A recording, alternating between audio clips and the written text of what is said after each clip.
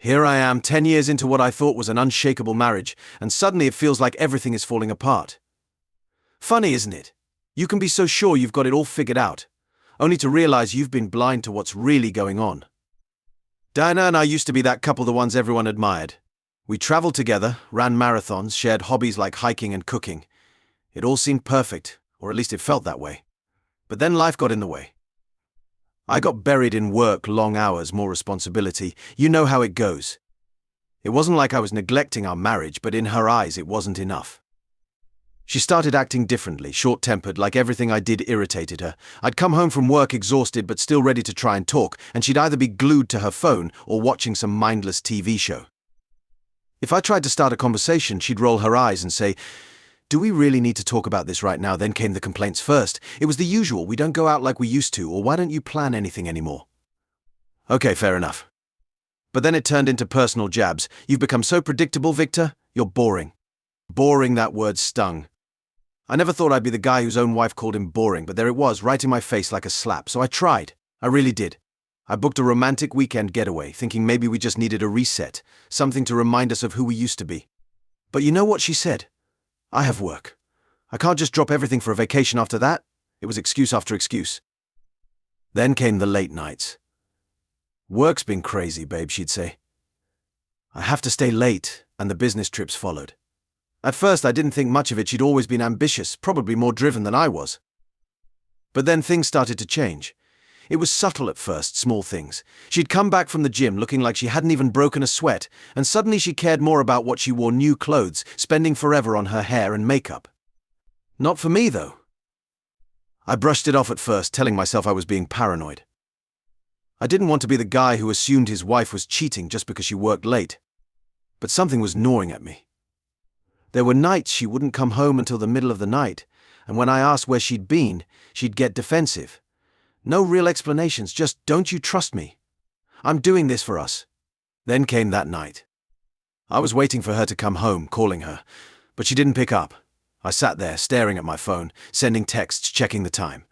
By midnight, I was a wreck, my mind going to the worst places. What if she'd been in an accident? But underneath that worry was the sinking feeling of suspicion.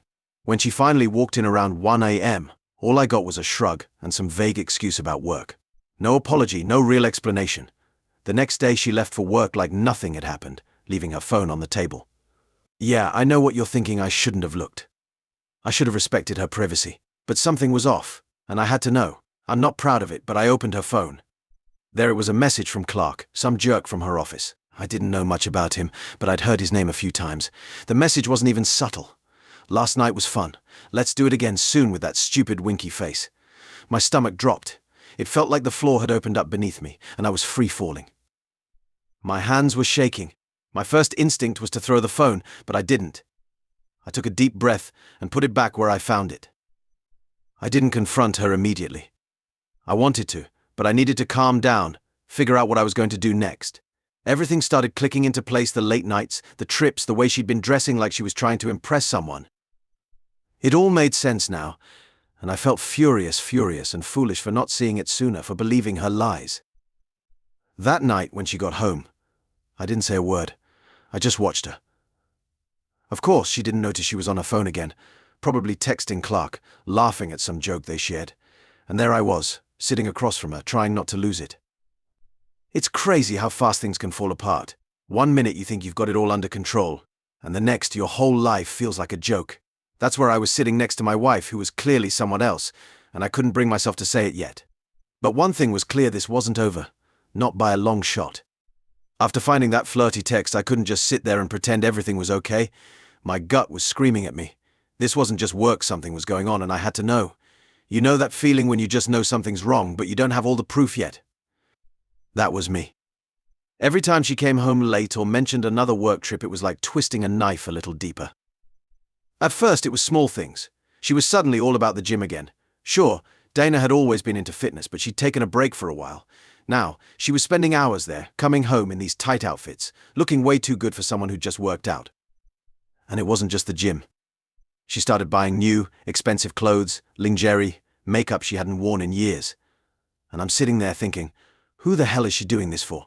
Because it sure wasn't for me. I tried shaking it off, convincing myself I was just being paranoid. But the more I watched, the clearer it became she was hiding something. One night, I made the mistake of trying to check her phone again. I'm not proud of it, but I needed proof.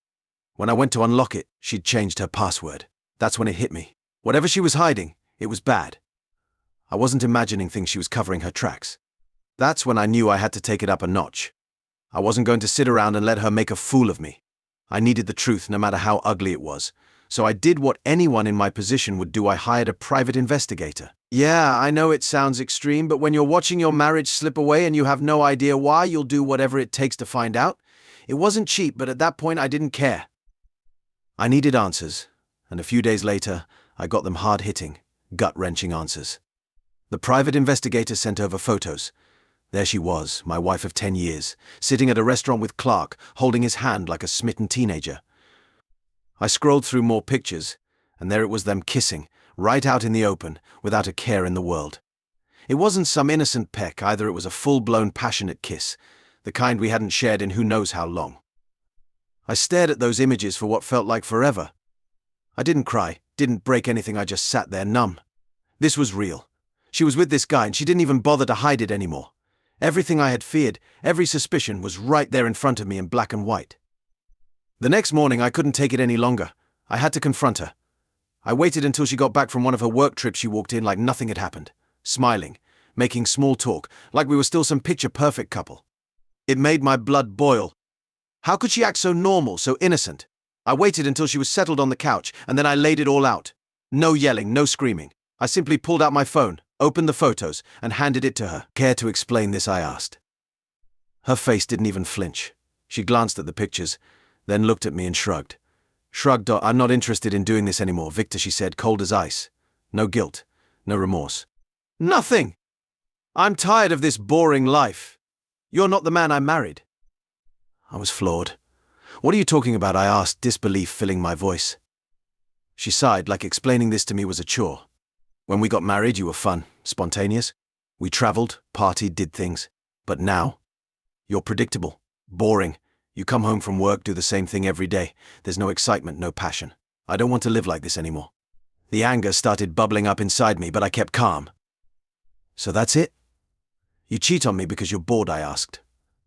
She didn't even blink. I didn't cheat, Victor. I'm done with this marriage.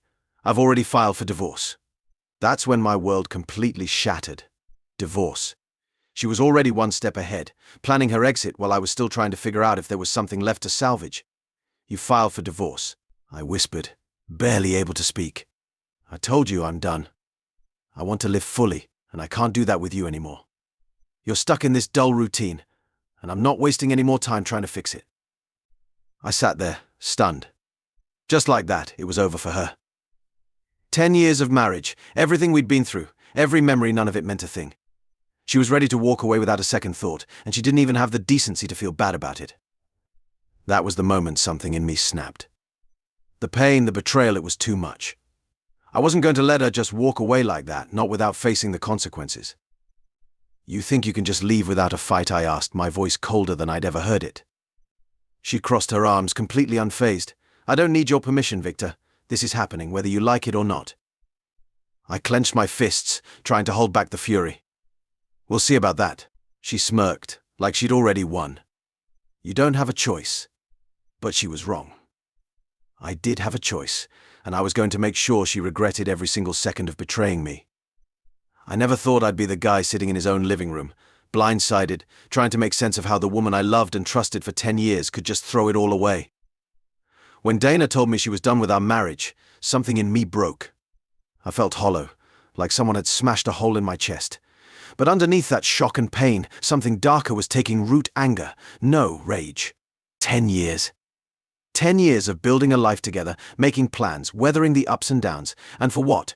So she could screw around with some coworker because I wasn't living up to her fantasy anymore, because I wasn't exciting enough. Every memory we had together suddenly felt like a cruel joke. Every vacation, every late-night conversation about our future, none of it mattered. She was done. She was moving on without me, and she didn't even care enough to pretend. I was just something she'd grown tired of, but I wasn't going to let her get away with it. Not like this.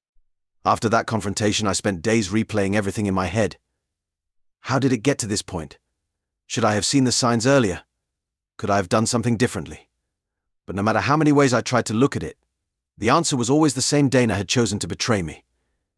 She'd chosen Clark over me while I still thought we had a future. And now she wanted to walk away without facing any of the consequences. The thing about betrayal is that it doesn't just hurt, it changes you. That deep, gut-wrenching pain morphs into something else. For me, it became a burning desire to make her feel even a fraction of what I was going through. I wasn't going to let her ride off into the sunset with Clark without paying the price for tearing my life apart. In the middle of all that rage and confusion, a thought crept into my mind. Miriam, Dana's mum. She and I had always gotten along. In fact, she was one of the few people who could see through Dana's facade. Over the years, Miriam had often expressed her concerns about Dana's attitude, even hinting that Clark might be more than just a friend. She was the first to suggest that maybe I should keep an eye on Dana's late-night work trips. At the time, I thought she was being overprotective, but now I realized she'd been right all along. The more I thought about Miriam, the more the idea took shape. Maybe it was the wine, or maybe I was just desperate to take control of the situation, but visiting her suddenly made sense. I could tell her about the divorce, but that wasn't really the point. No, deep down, I knew I was going there for something else, something darker. I called Miriam and asked if I could come over to talk. She was concerned, of course. She'd always liked me more than Dana, if I'm being honest. When I arrived, she welcomed me with that same warm smile she always had. Her home felt like a time capsule from better days. We sat down, and I started spilling everything: the affair, the photos, the confrontation. She listened quietly, shaking her head in disgust at her daughter's behavior. "I knew it," Miriam said, pouring me a glass of wine. "I always had a feeling something wasn't quite right with Clark, but I couldn't accept that Dana would be so careless." I nodded as I sipped my wine, feeling the bitterness swell within me. "It's beyond reckless, Miriam. She's tossed everything aside.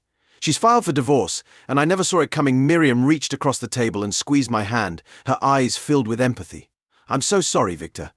You deserve so much better than this." That's when the spark between us began. I had noticed it before but never acted on it. Miriam had always been attractive, and after her husband passed, she had become this lonely, vulnerable woman. And I was desperate enough to see the potential in that vulnerability. We spoke for hours, emptying bottle after bottle of wine, our conversation turning more intimate as time went on. I confided things in her. I hadn't told anyone how foolish I felt, how angry and lost I was. Miriam listened, nodding and offering me the comfort I hadn't realized I needed. Then she opened up as well, sharing stories of her marriage, how lonely she had been since her husband's death, and how sometimes she wished she had done things differently. Somewhere along the way, the mood shifted. Miriam's hand lingered on mine. Her laughter became softer and her gaze more intense. She was flirting with me, and in that moment it felt like revenge was within reach. I wasn't thinking straight, and honestly I didn't care. All I saw was an opportunity to hurt Dana, to strike where it would truly hurt. Before long, Miriam leaned in, her lips brushing mine, and I didn't stop her. In fact, I pulled her closer. It felt unreal, as if I were watching the moment unfold from outside myself. But I wasn't going to stop there. I wanted Dana to feel this too. The next morning I thought I might feel guilt or remorse after what I'd done with Miriam, but I felt nothing. When you've been shattered the way I was, there's nothing left but a cold emptiness. What I did wasn't about sex or attraction, it was about power, about reclaiming control after Dana tore my life apart. I saved the video in multiple places. I wasn't going to lose my leverage. That video was exactly what I needed to make Dana feel even a fraction of what I was feeling. When you've been betrayed like that, your mind goes to places you never imagined. It's not about right or wrong anymore, it's about making them pay. The next day I sat down and waited for Dana to come home. The plan was already in motion, and when she finally arrived I didn't waste time with pleasantries. "We need to talk," I said, my voice steady, too calm for the storm about to come. She raised an eyebrow, thinking this was just another argument about the divorce or her affair, but she had no clue what was coming. I pulled out my phone and played the video. The expression on her face was priceless. Her eyes widened, and her mouth dropped open, but no words came out. She was in shock, completely frozen. "Do you see this, Dana?" I asked, my voice still calm, my finger hovering over the play button. "This is your mother and me." Her face turned white as a sheet. She snapped out of it long enough to snatch the phone from my hand, but it didn't matter. I had the videos saved everywhere. She could destroy that phone, but it wouldn't change a thing. "You're sick," she spat, her voice trembling with a mixture of anger and fear. "How could you do this?" I cut her off. "I'm not the one who started this, Dana. You threw our marriage away, and you didn't care. So don't act like you're the victim here. Her fists were clenched, shaking. This is disgusting. You're disgusting. How could you, my mother? I didn't flinch. Let's be clear, Dana. This isn't about your mother. It's about you and the fact that I'm done being nice. I've got this video saved on multiple devices, and if you don't agree to give up your share of the house, I'll make sure it goes viral. Everyone will see it, your friends, your co-workers, your family, and yes, your mother too. Think about what they'll say. She just stood there, her eyes blazing with hatred, but beneath that rage I saw the fear. She was trapped, and she knew it. You wouldn't. She whispered, her voice barely audible, more like she was trying to convince herself I wouldn't do it. I will, I replied, my voice unwavering, and you know I will. She shook her head, tears filling her eyes, but I didn't care. Please. Victor, she pleaded, her voice cracking. Don't do this. You don't have to do this. I leaned back in my chair, arms crossed. You should have thought of that before, Dana. You should have thought about that before you decided our marriage wasn't good enough for you. Now this is your reality. You sign over the house and I keep the video to myself. Don't, and everyone will know what you and your mother have been doing. Her tears were falling freely now, and for a brief moment I almost felt something, pity maybe. But it passed as quickly as it came. She deserved this. She deserved every bit of it. What's it going to be? I asked, my voice slicing through her thoughts. She didn't answer immediately. She paced the room, rubbing her temples, muttering to herself. I could tell she was desperately searching for an escape, but there wasn't one. She was cornered, and she knew it. After what felt like forever, she stopped, looked at me and said, fine, I'll sign, just don't release the video. I nodded. Good choice. The next day we met with the lawyers, and she signed the papers giving up her rights to the house. I didn't feel guilty, not even a little. In fact, there was a part of me that felt victorious, like I had won something in this twisted game we were playing. She had betrayed me, and I had made sure she paid for it. When everything was finalized, I watched her leave the lawyer's office, her shoulders slumped, a mere shadow of the woman I once knew. For a brief moment, I thought about what could have been, how things might have turned out if she hadn't cheated, if she hadn't torn everything apart. But then I reminded myself of what she did, and all those what-ifs vanished. I had the house, and I had my revenge. But did it make me feel better? Not really. In the end, it was just a hollow victory. But at least I knew Dana wouldn't walk away unscathed. At least I knew she'd carry the weight of this betrayal for the rest of her life. After Dana signed over the house, I thought I'd feel something, satisfaction, maybe vindication. Perhaps some twisted joy from seeing her finally get what she deserved. But instead, all I felt was a deep emptiness, like I had been carrying this heavy load for so long, and now that it was lifted, there was just a void. The victory was fleeting. Sure, I had won in the sense that I got what I wanted. The house was mine, Dana was out of my life, or at least that's what I convinced myself. I had hurt her where it would sting the most, yet that hollow feeling wouldn't leave. It clung to me, gnawing at me, making me question if any of it had been worth it. I couldn't bear to stay in that house anymore. Every corner, every room, reminded me of her, of us, the life we had built, now broken and stained by betrayal. The kitchen where we once cooked together was now just a painful reminder of all the lonely nights I ate by myself while she was with Clark. The living room, where we had once cuddled on the couch watching movies, now felt like a crypt filled with memories I wanted to forget. I couldn't stay there. I had to leave, so I decided to sell the house. I didn't need it, and frankly, I couldn't stomach living there any longer. It had turned into a monument to everything I had lost, the lies, the betrayal, the wasted years. Selling it seemed like the only way to really move on. But the process wasn't easy.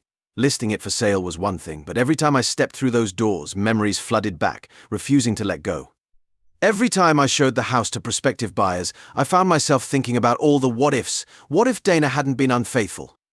What if we had worked through our problems instead of letting them fester? What if I hadn't turned into the man I swore I'd never become, the one who blackmailed his wife and slept with her mother out of revenge? Those thoughts weighed heavily on me. I tried drowning them out with work, with alcohol, anything to distract myself. But eventually it caught up with me. One night, after drinking too much, I found myself sitting alone in that empty house, staring at the walls, surrounded by nothing but silence. The silence was deafening. That's when I realized something had to change. I couldn't keep doing this to myself. The house, the memories, the constant reminders, they were suffocating me. I started reaching out to old friends, people I hadn't spoken to in years because Dana and I had isolated ourselves in our own little world. It was like I had forgotten who I was outside of that marriage. Reconnecting with them felt like a lifeline. They didn't judge me for what had happened, they just listened, supported me, and helped me see that life after divorce wasn't the end. One night, as we sat around a fire, drinking and talking, my friend Mark turned to me and said, "You know what you need, man? You need to get the hell out of here, clear your head, get away for a while, take a trip, see something new." At first, I laughed it off. A trip. I could barely think straight, and he thought a vacation would fix everything. But the more I thought about it, the more sense it made. What did I have to lose? The house was in the process of being sold, my life felt like it was in ruins, and staying here was only making things worse. Maybe a trip was exactly what I needed. I started looking into it, Europe, somewhere far enough away that it didn't feel like I was running into the same old problems, but close enough that it wasn't an escape from reality. I thought I'd do the cliché thing: Italy, France, Spain, maybe even head up to Scotland, see the places I'd always wanted to visit but never had the time for. I had the money, I had the time, and now I had nothing holding me back. The decision was made. I was going to pack my bags, leave the past behind, and figure out who I was outside of the wreck Dana had left me in. It wasn't just about running away. It was about breaking free from the house, from the memories, from the person I had become in the midst of all this mess. As I started planning the trip, I felt something strange, something I hadn't felt in a while: hope. Maybe, just maybe, there was something better waiting for me on the other side of all this. The house would be sold soon, and with that, I could finally cut the last tie to that chapter of my life. It was time to go, time to rediscover who I was. Selling the house was like lifting a massive weight off my shoulders. Once the sale was finalized, I felt like I could finally breathe again. The house, which had once represented everything I thought I had, was now just a painful symbol of betrayal. Letting it go wasn't easy, but I knew it was necessary. It was the first step in leaving behind the mess Dana had caused. And once the money hit my account, I didn't hesitate. I booked a flight to Europe and got out of there. Landing in Italy felt like stepping into another world. The colors, the sounds, the people, it was all so vibrant, so alive, so different from the suffocating familiarity of home. I didn't have a concrete plan, just a vague idea of the places I wanted to see: Rome, Florence, Venice. I figured I'd start with the usual tourist spots and then see where the road took me. For the first time in what felt like forever, I didn't feel weighed down by the past. I wandered through ancient streets, stood in awe of incredible art, and sat in cafes watching the world go by without a care. There was something liberating about being anonymous, about not having to worry about running into anyone who knew the old me. Here, I wasn't Victor, the man whose wife cheated on him. I was just another traveler, and I liked that. As the days turned into weeks, I started to feel something I hadn't experienced in a long time: peace. The anger, the bitterness, the betrayal, it was still there, but it wasn't consuming me anymore. It was like the farther I got from the house, from Dana, the lighter I felt. I started remembering who I used to be before everything fell apart: not the bitter, vengeful man I had become, but the person who loved life and embraced new experiences. That's when I met her. It was in Florence, in one of those hidden art galleries only the locals know about. I was wandering through, not paying much attention, when I saw her, Anissa. She was sitting in the corner, completely absorbed in her work, her dark hair tied messily, her hands covered in paint. She had this aura, like she floated through life on her own terms, free from the weight most people carried. I don't know what it was, but something about her drew me in. Maybe it was because she was the complete opposite of everything I had been through.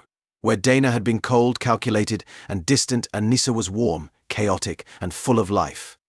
I found myself walking over to her, and before I knew it, we were talking. She was an artist, born and raised in the heart of Florence. She lived in a tiny apartment above the gallery and spent her days painting and sculpting. It was like she saw the world differently, finding beauty in the smallest things. We talked for hours that day, and by the end I knew I wanted to see her again. Over the next few weeks, Anissa and I became inseparable. We spent our days exploring the city, visiting art galleries, or just sitting by the river, talking about everything and nothing. She had this refreshing way of looking at life, so different from my cynical view.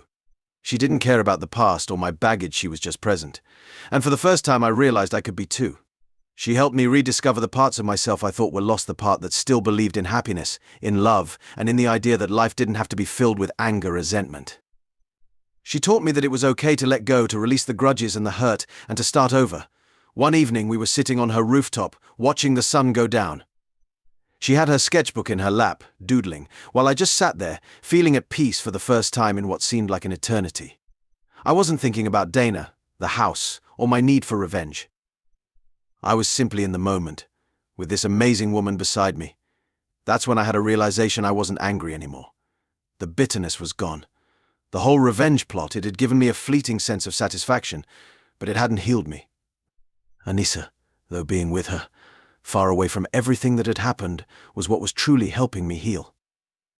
I turned to her and said, I never thought I'd be able to let it all go, the anger, the bitterness. I thought they were just a part of me now. But being here with you, I don't feel them anymore. She smiled. That carefree smile of hers, and said, life's too short to cling to pain, Victor. You have to let it go, or it'll consume you. She was right. I had spent so much time drowning in my own anger, allowing Dana's betrayal to define me. But here I was, on the other side of the world, with a woman who made me feel alive again. For the first time, I understood that my happiness didn't rely on revenge. It didn't come from making Dana suffer for what she did. My happiness was up to me, my ability to let go, move forward, and leave behind all the things that were holding me down. By the time my trip came to an end, I was a different person. The man who had left to run from his past wasn't the same one who was coming back.